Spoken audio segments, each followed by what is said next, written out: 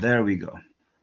All right, so welcome to class number 4 of Psychology of Trauma 428.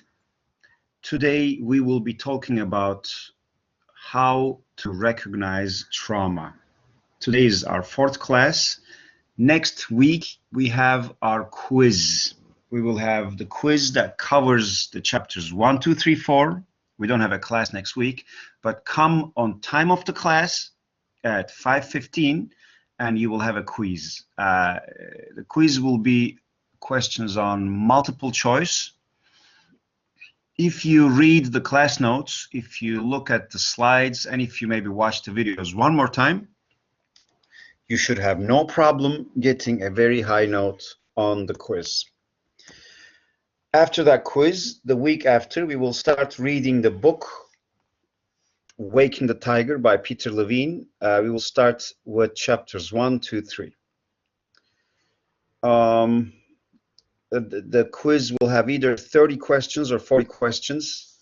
If it's 30 questions, you'll have 30 minutes. If it's 40 questions, you'll have 40 minutes. So you'll have about a minute per question. That's plenty of time. It's not a very hard test. Again, just read the class notes and maybe watch the video one more time or look at the slides.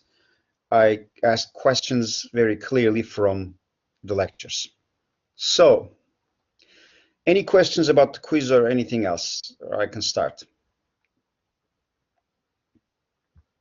All right. So, definition of trauma. I actually looked at the dictionary, and the definition of trauma in the dictionary says that it is an injury that damages the tissue of an organ of the body. And what is traumatic is an event or a situation that leaves a living organism injured, unable to function like before. Now, please remember that our bodies work in between two modes, either safe or unsafe. Every moment that we are awake, our data collection senses, our sense organs, collect information from the outside, and they spend some energy doing that. The idea that we will collect information and we will evaluate whether we are safe or not. And we do this.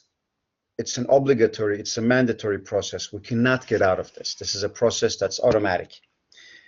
And all the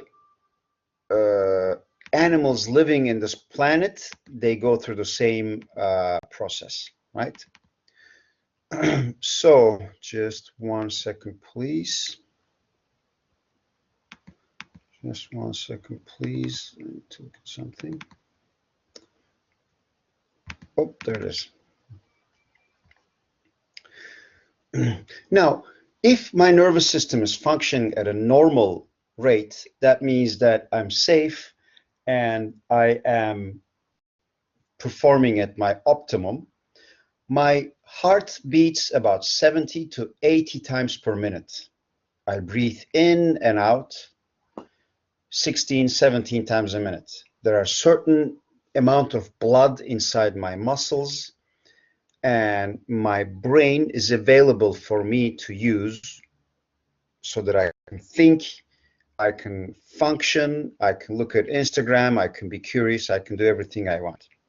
Now, let's say that I look at my watch and I realize, oh my God, I'm going to be late to class. I need to get my butt out of the couch and I need to run to class. So this is a threatening situation because I shouldn't be late to class, right? What happens is that my adrenal glands get orders from my nervous system saying release adrenaline, release cortisol. So my glands release some cortisol and they dump it into the circulation of the blood. When the blood receives the cortisol, my heart starts to beat a little bit faster. It doesn't beat not only faster, but it also beats with more pressure. So the blood that goes inside my veins have more pressure. I start to breathe faster. I start to breathe more shallow. All of these biological changes, all of these physiological changes happening inside my body, and my brain interprets them and says, oh my God, I am stressed. I'm anxious.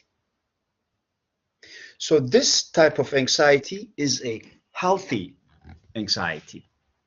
My nervous system is whipping me so that I could succeed in getting to class, right?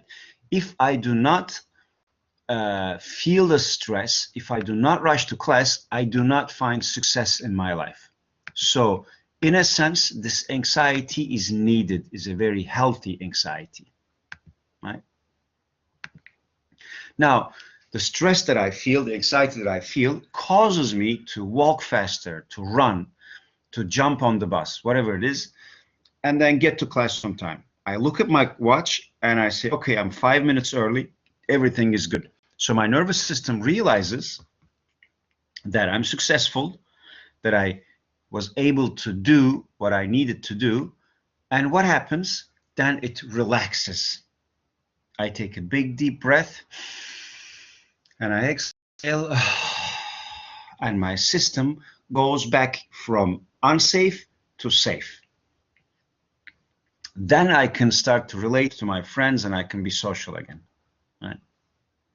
So this is the way the nervous system functions, under threat or safe. Now, let's think of the perception of danger. Similar scenario.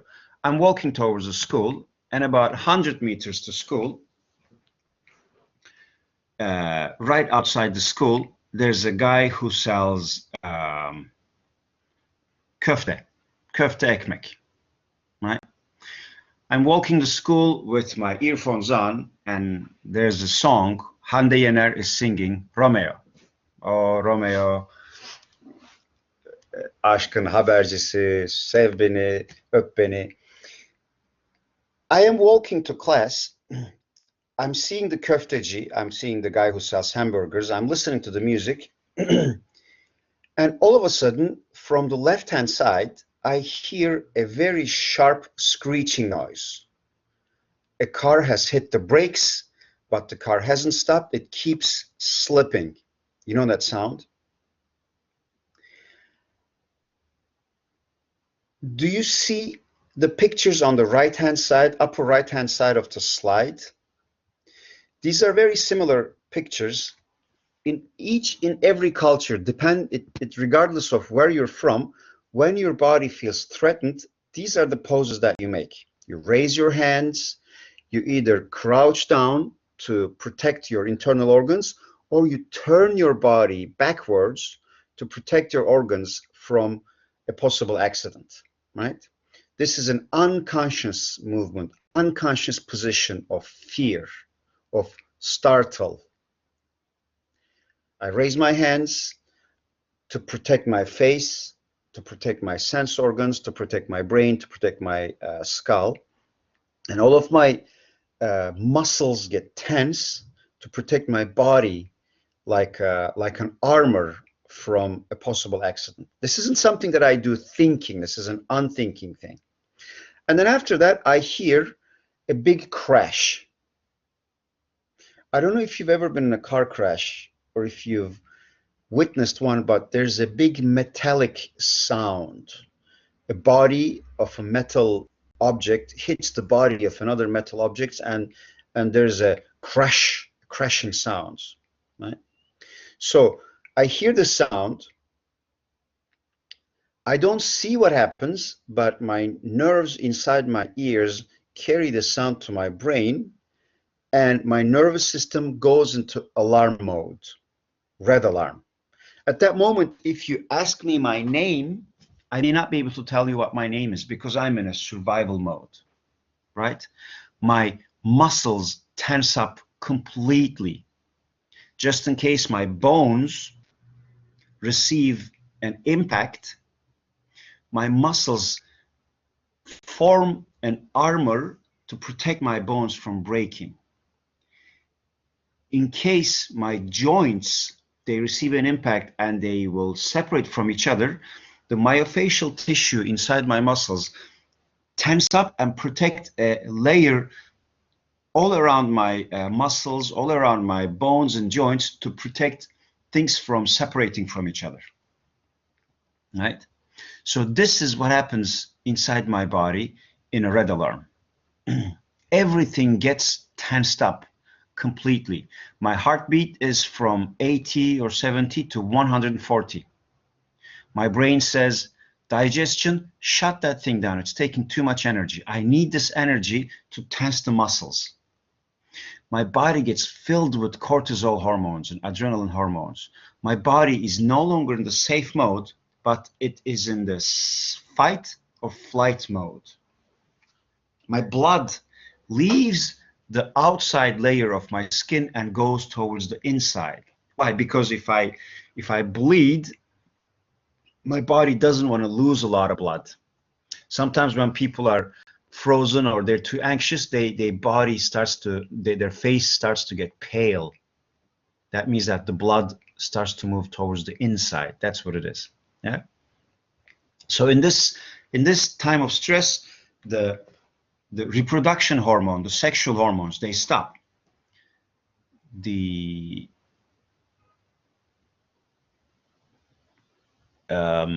absorption system, the digestion system stops. The saliva stops, the growth hormone, everything stops. So the car doesn't hit me, so I don't get hurt physically, but I stay stuck in this position for a moment. And then I turn my head and I see the accident. Let's say that no one's got injured, just a car hit a bus about 100 meters away from me. There's nothing that threatens me in this moment. But at that moment, my body has experienced such a traumatic moment. It says that I am going to protect myself from moments like this and I will never go into trauma again. So it starts to create something different. So what it does, it collects all the information from the outside and it labels them as dangerous. So from that point on, every time I come close to school, I'm in the same corner, my body starts to get tense. Every time I see that guy who sells the köfte, the hamburger guy, my body starts to tense up. Each time I hear the song by Hande Yener, the Romeo, oh Romeo, oh Romeo, my body creates this tension that it doesn't make sense to me, but it does not make sense to me, but my body starts to get into protective mode. Because all of these cues, all of these data that were collected right before the accident, my nervous system has labeled them as part of danger.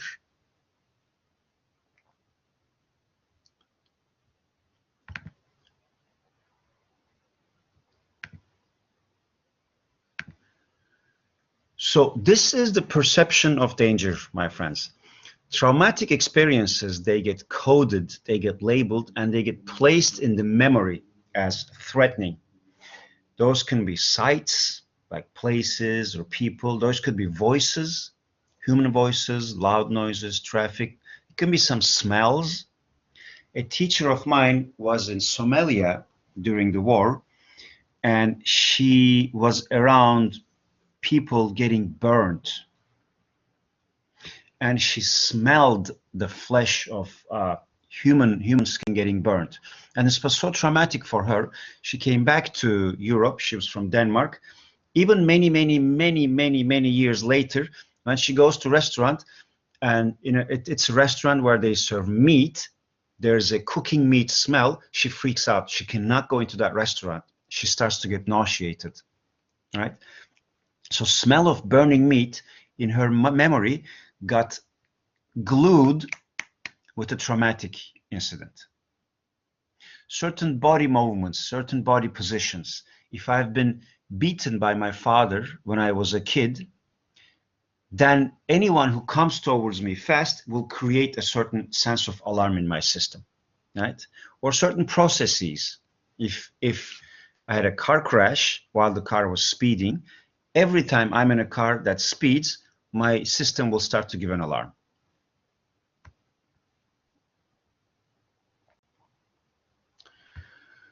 So I want to take a quick break and check in. Does this make sense? Do you see how this works? Do you have any questions? Do you have anything you'd like to share around this?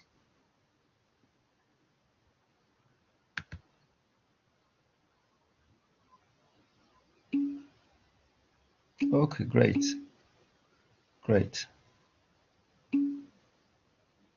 Good, good, good.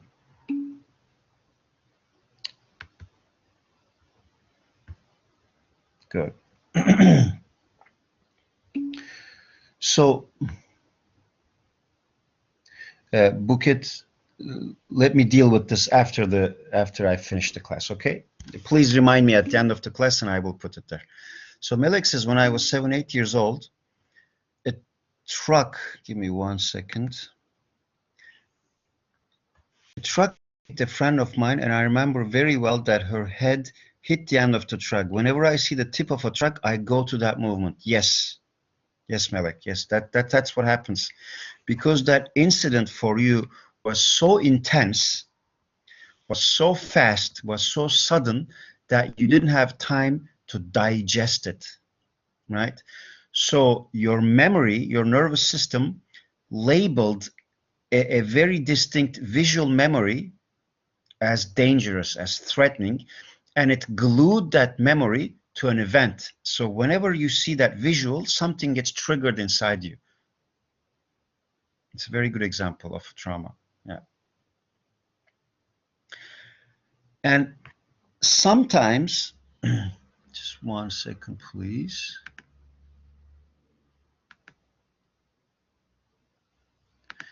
And sometimes these memories get placed in implicit memory. Sometimes they get placed in explicit memory. Explicit memory means that there are events that I can think and I can remember, right? Stuff that has happened while I was awake, when I was a grown-up. Implicit memory means stuff that happened, but I may not be able to remember that consciously from my neocortex. For example, if I was in an operation and I was under anesthesia and I was sleeping, a knife cuts into my skin. A knife cutting into my body, that's one of the most violent attacks that my body can endure in a lifetime, right? So I may not remember it consciously from my memory, but my body remembers, right? My body keeps the score. Or in the same way, when I was a child, back in a time when I couldn't remember, or even when I was a baby, and my boundaries were violated, and I was sexually abused. I was done things that violated my boundary. Today, I may have to think about it and force my memory, and I will not remember anything, but my body remembers this. Implicit memory, right? Because my body keeps the score. There's a book that talks about it, actually. It's called The Body Keeps the Score. In Turkish, beden kayıt tutar. I don't know if you've heard of this. So what happens is the events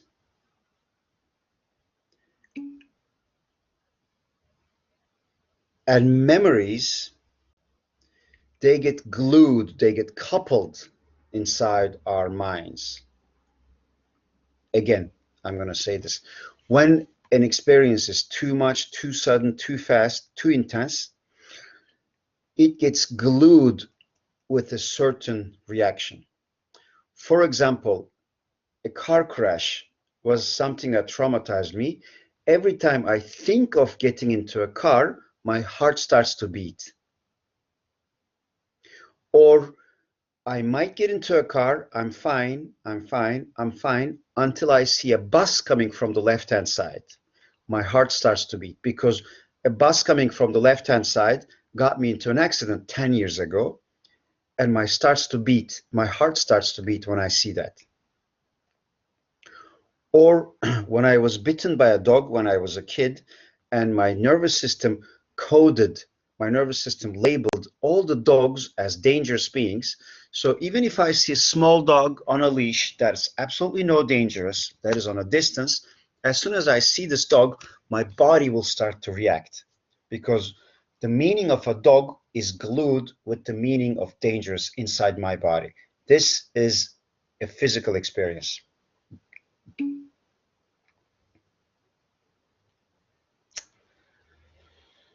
So Melek asks, how do we know if we have overcome these traumas? Melek, unfortunately, unless you do some conscious work around them, either in a community that holds you, that listens to you, that keeps you, that gives you a sense of safety, and that normalizes these things, or you work with a therapist, if you don't do any work, these traumas don't get resolved. They stay stuck in your system. And this is actually the definition of trauma. Even it's been 10 years, even it's been 20 years, even if it's been 30 years, my nervous system, the lower parts of my brain, still act as if this is happening right now. This little puppy, this little dog is not dangerous to me, but because it was dangerous to me 20 years ago, as soon as I see a dog, my body reacts like it did 20 years ago. Because I was cheated by an old girlfriend, by an ex-girlfriend, as soon as my new girlfriend hides her phone from me, my body goes into that state of insecurity and unsafety. I'm behaving as if the same thing is happening right now. So one of the definitions of trauma that I like the most, one of my favorite definition of trauma is the inability to be in the moment because of an earlier event.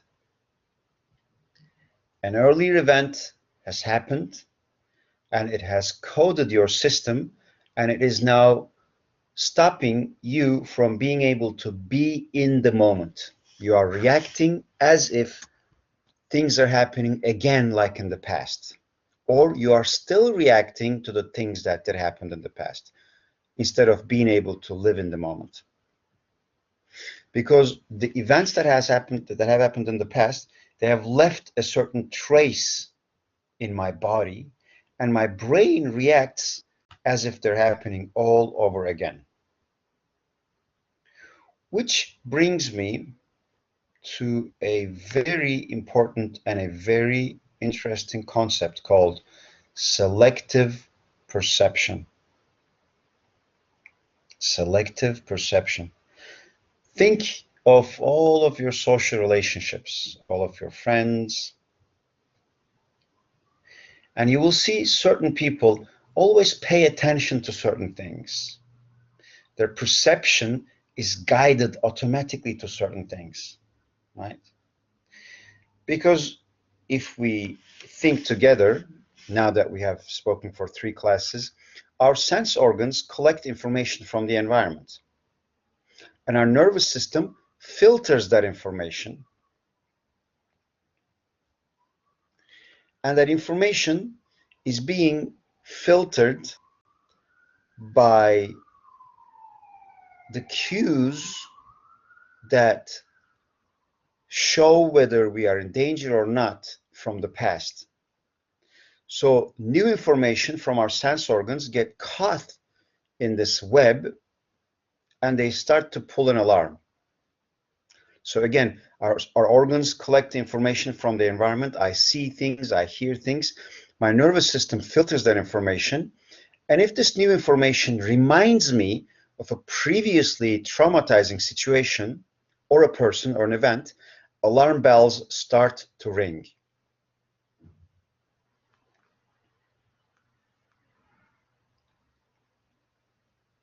And we call this selective perception. We select what we perceive. And the most important thing here is it's unconscious. We're not conscious of this. Our nervous system is selective. It picks these information. And when these information come into the system, the pre-programmed reactions come online. Now, again, let's say that I fell in love with a girl and she cheated on me, and I found out by seeing her phone messages. Traumatized me. Then after 3 years, I fell in love with someone else. She cheated on me again, and I found that out by looking at her phone messages. 5 years later, I fall in love again. We go to a coffee shop and sit down and order some coffee, and she puts her phone down, face down, in a way that does not allow me to see what's on her phone. My mind will automatically go into negative thoughts, thinking, is she not wanting me to see her phone? Is she protecting her phone from me? Is she blocking me from seeing it? Is she hiding something from me? All of these assumptions come because my body is getting into a fight or flight mode, because I might be getting hurt again, because my previous experiences says that I got hurt and I shouldn't trust this situation, right?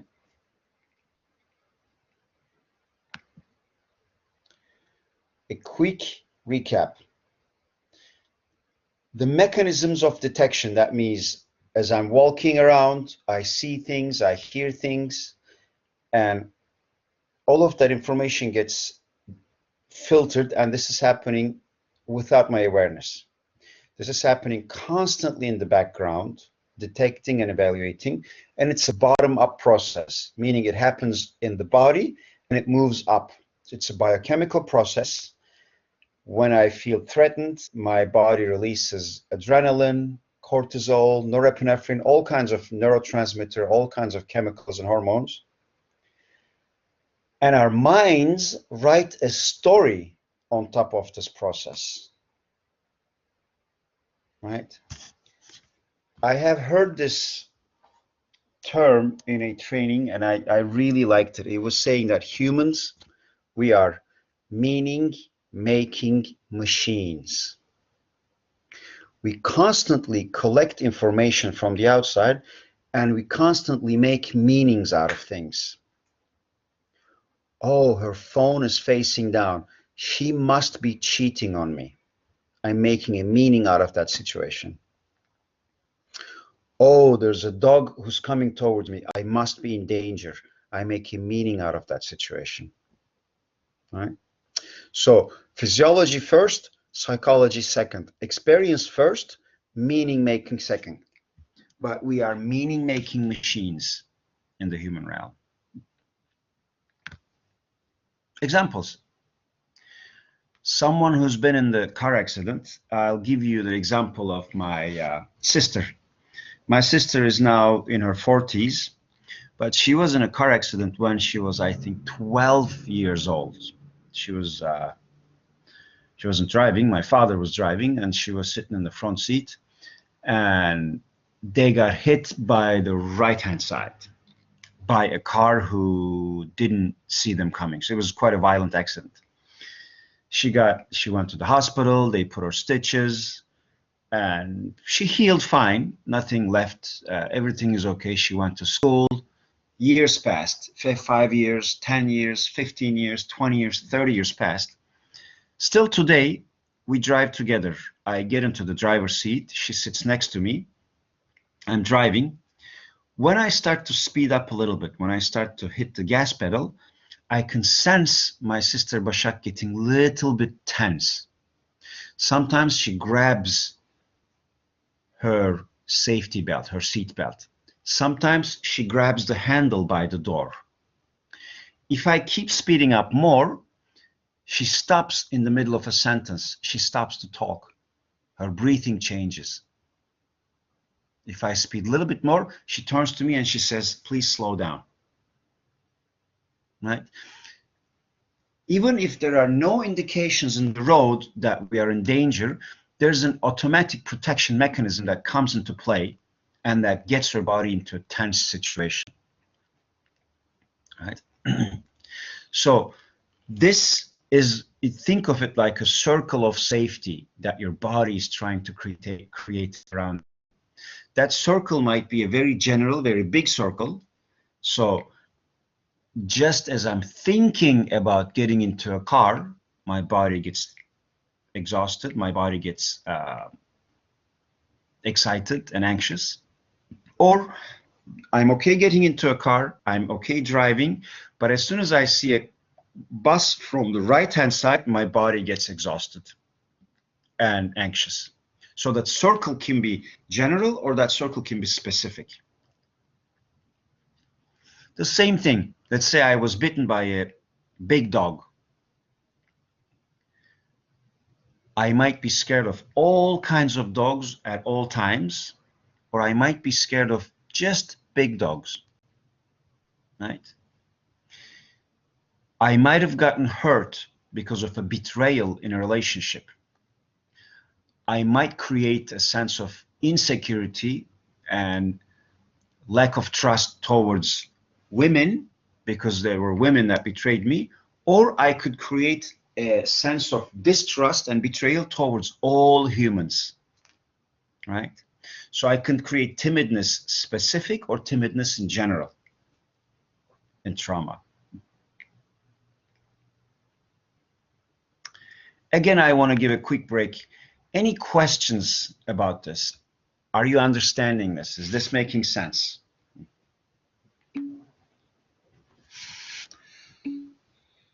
All right, so Nawar is asking, sir, when there is perception from your mind of a violent image or a situation that has nothing to do with reality, is this a reaction to something trauma as well or not related? What do you mean when you say by a violent image or a sensation in your mind? Do you have like an example, Nawar? You can turn your mic on and speak.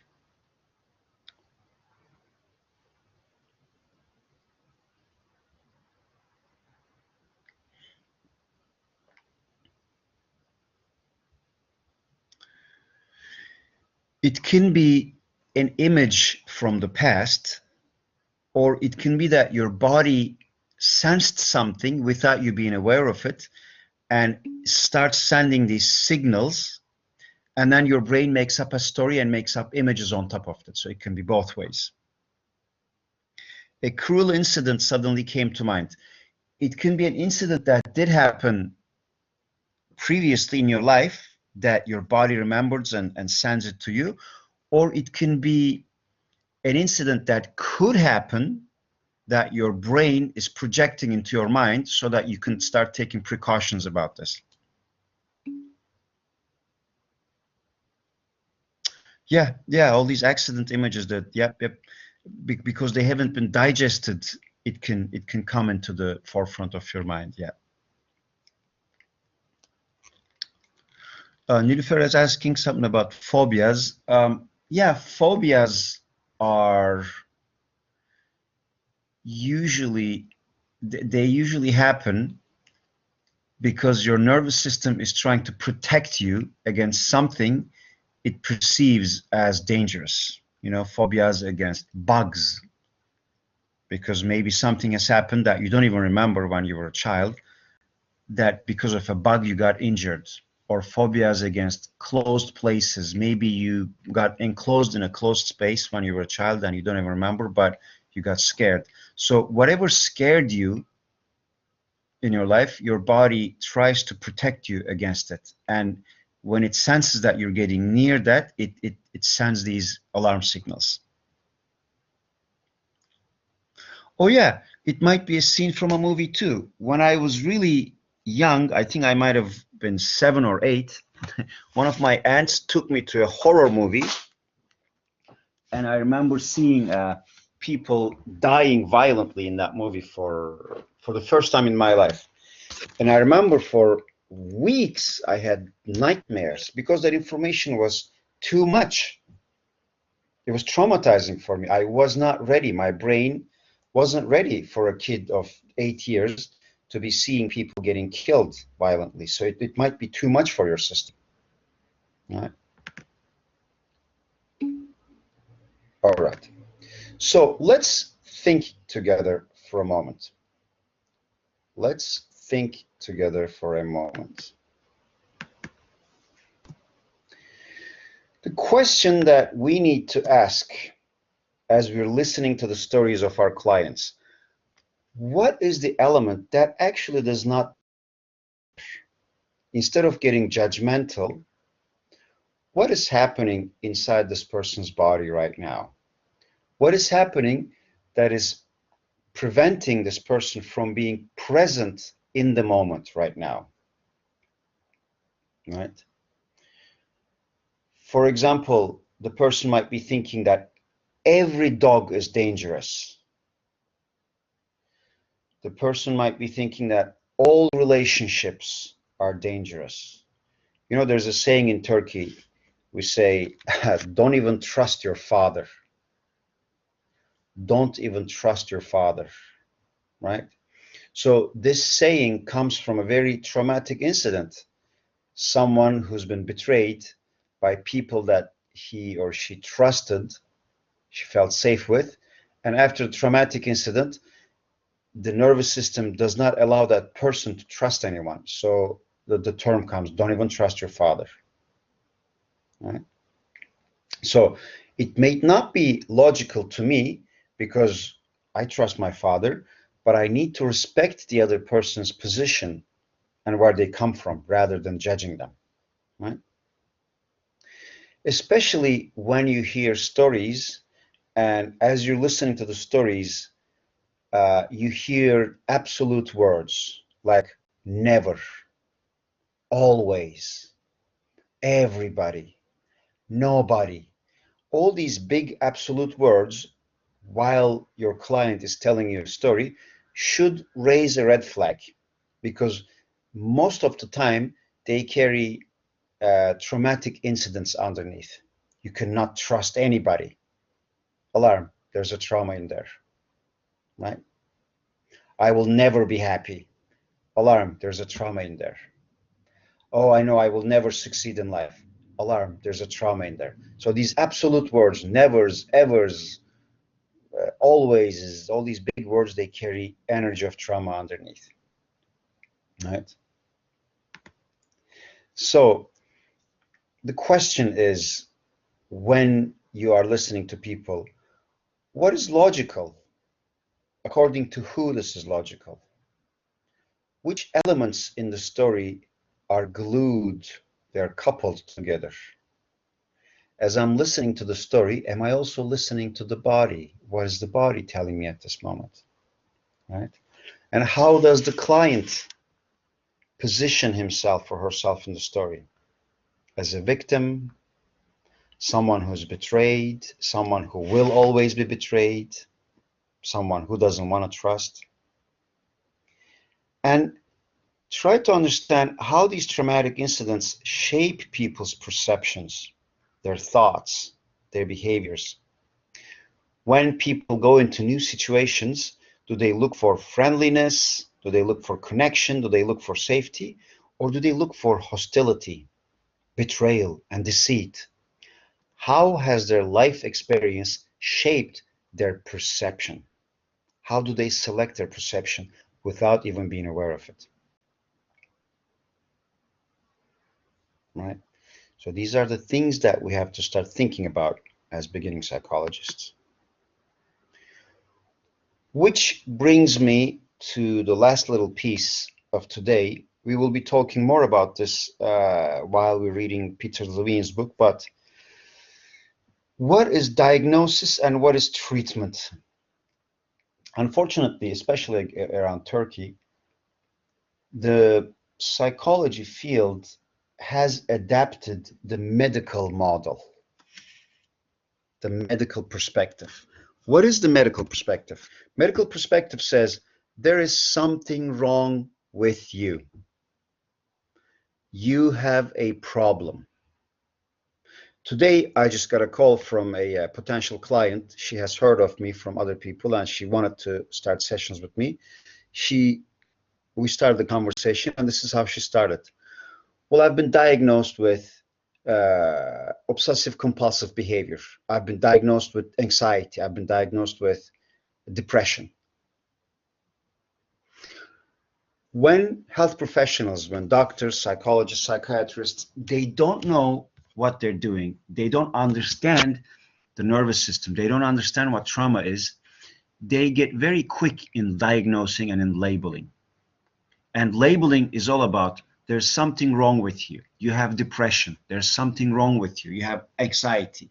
You have a problem. Something wrong with you. You have obsessive compulsive disorder, right?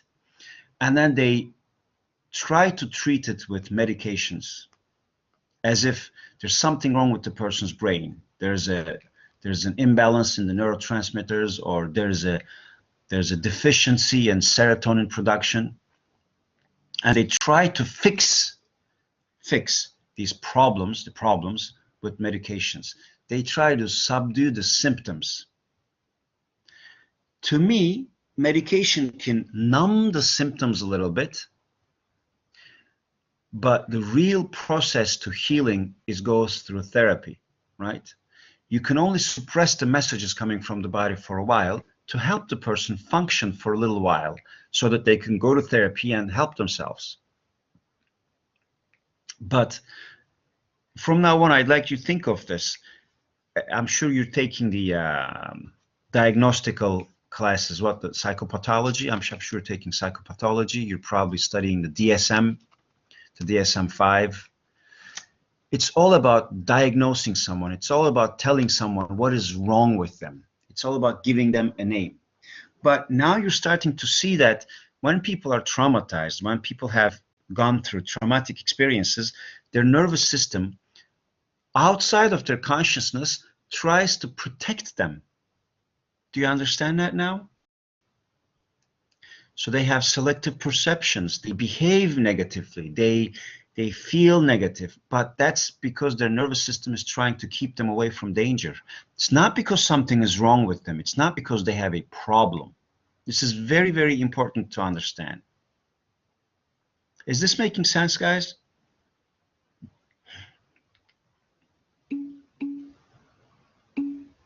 All right.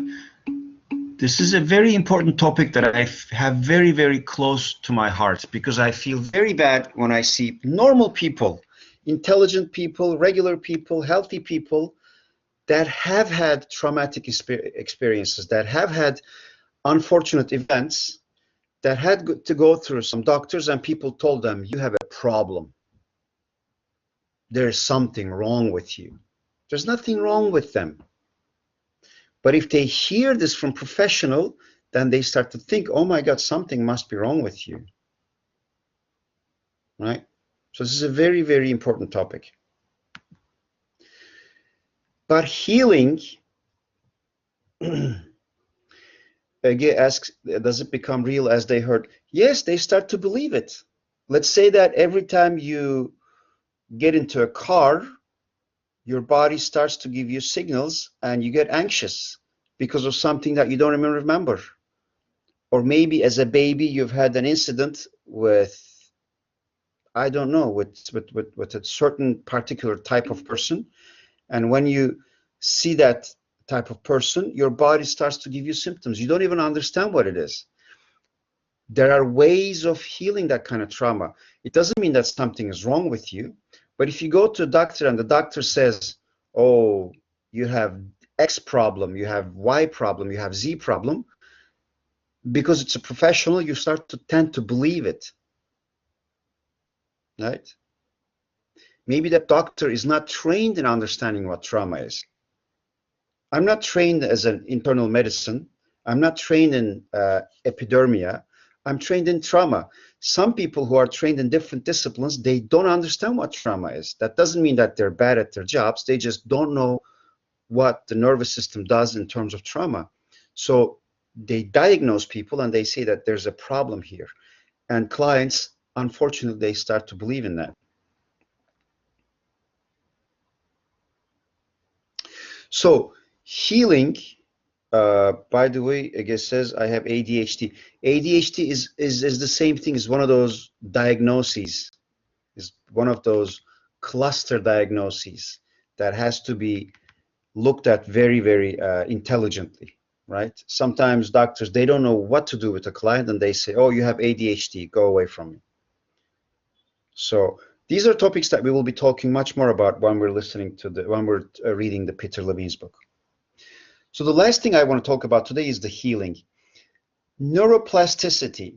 Neuroplasticity means the brain's ability to adapt, change, and grow along with new life experiences. I repeat, that's the brain's ability to adapt, change, and grow along with new life experiences. Just because you had a trauma in the past does not mean that you will have to be a slave to that experience for the rest of your life. You can heal that through trauma. You can heal that through a lot of healing modalities, right? Remember, we have neurons in the brain. We have neural pathways that send signals.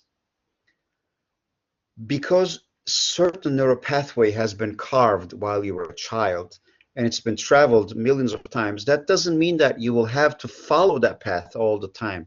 You can create neural pathways, new pathways. You can form new pathways, right? Neuroplasticity means that the plasticity means flexibility. Our brains are flexible, that it can create new ways of being constantly. And new neural pathways can be formed with new experiences. So healing never happens in isolation. You isolate yourself and you pray for healing. That doesn't happen. You need to find someone who can understand you, who can see you, who can speak with you, who can stay with you, who can journey with you through the challenges. And you can also find communities that do that, right?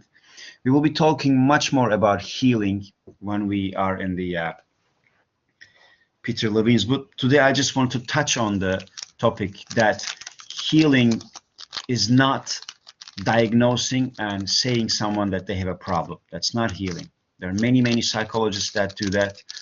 Please start thinking about that this early. You know, what is it when you see that people have problems? When did the problem start? What has happened in the person and their nervous system, their brain, their reptilian brain, their mammalian brain, all of that unconscious mechanism, how it works and how it creates a symptom.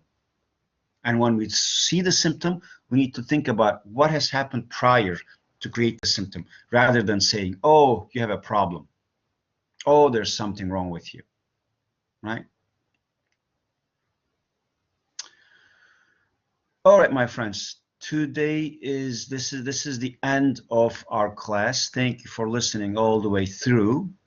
Before I close the shop, any questions, anything you'd like to share, anything you'd like to ask? You are welcome, Nadia. You're welcome, my dears. Ejam, Zainab, thank you. Everything's clear? All right, thank you. I appreciate that. I appreciate that. Thank you. All right, Yağmur's saying that the third week, we don't have the slides for the third week. All right, let's see what's happening. Yeah, there's a problem with that. All right, I'm going to upload the slide again for the third week. All right, Nawar. Thank you. I appreciate that. I'm happy that you found the class interesting and enjoyable. Thank you. Thank you. Thank you. Thank you. All right, guys. I'm uploading the third PowerPoint in a few minutes. Again, just listen to the videos if you want to one more time, or look at the PowerPoints and read the class notes, and you should do okay. Any questions? Email me. All right. Much love to you all. See you next week in the exam. Bye-bye. Bye-bye.